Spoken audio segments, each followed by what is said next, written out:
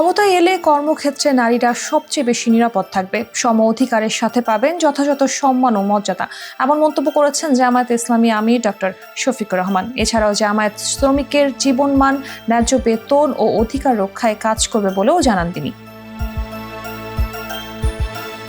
পহেলা মে উপলক্ষে আয়োজিত শ্রমিক সমাবেশে শফিকুর রহমান বলেন, বর্তমানে অধিকাংশ প্রতিষ্ঠানে পুরুষদের জন্য নামাজের ব্যবস্থা থাকলেও নারীরা থাকেন অবহেলিত। আমরা বৈষম্যহীন সমাজ করতে চাই, যেখানে নারীরাও সমান সুযোগ সুবিধা পাবেন। শ্রমিকদের পরিস্থিতি তুলে ধরে জামায়াতে আমির বলেন, দেশের অনেক কারখানায় শ্রমিকদের এত কম পারিশ্রমিক দেওয়া হয় যে তা দিয়ে ন্যূনতম জীবন ধারণও সম্ভব নয়। বাধ্য হয়ে দীর্ঘ সময় ওভারটাইম করতে হয়। তিনি বলেন, এই অমানবিক জীবন থেকে শ্রমিকদের মুক্ত করতে আমরা প্রতিশ্রুতিবদ্ধ। শ্রমিকরা শুধু অবমূল্যায়ন নয়, চাঁদাবাজি, জুলুমের শিকার হচ্ছেন বলে অভিযোগ তুলেন ডক্টর শফিকুর রহমান।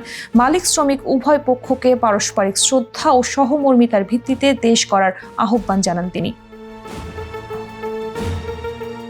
সমাবেশে উপস্থিত শ্রমিক নেতারাও সরকারের বিরুদ্ধে অভিযোগ করেন। তারা দাবি করেন, বিগত 15 বছর ধরে অনেক শ্রমিক অন্যায়ভাবে হয়রানি ও নির্যাতনের শিকার হয়েছেন। একই সঙ্গে তারা শ্রমিক বান্ধব আইন ও স্বাস্থ্য নিরাপত্তা বীমা চালুরও দাবি জানান।